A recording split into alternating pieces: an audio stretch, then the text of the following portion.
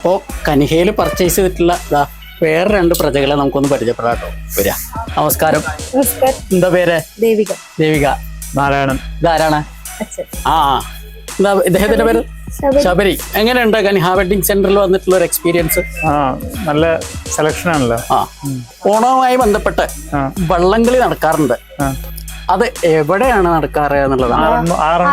ആറന്മുളയാണ്. എന്നാ ചോദ്യം അതല്ല, ചെറിയൊരു തിരുത്തുണ്ട്. ആറന്മുള കേരളത്തിലെ ഏത് ജില്ലയിലാ? ആലപ്പുഴ. അയ്യേ, ഏയുടെ കാലത്ത് ഇങ്ങനെ അയ്യെന്ന് പറയിപ്പിക്കരുത് കേട്ടോ.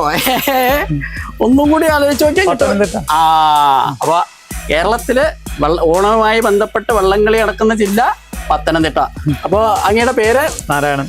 നാരായണൻ സാർ ഉത്തരം പറഞ്ഞിരിക്കുകയാണ്. വളരെ സന്തോഷം. അപ്പൊ കനിഹ വെഡിങ് സെന്റർ നൽകണ ഞാൻ നേരത്തെ വാഗ്ദാനം ചെയ്തിട്ടില്ല. ഇപ്പൊ വാഗ്ദാനങ്ങളൊക്കെ പറയല് മാത്രമേ ഉള്ളൂ, ലംഘിക്കല്ല, അറിയാമല്ലോ. അപ്പൊ ആ സമ്മാനം അങ്ങോട്ട് തരാണ്.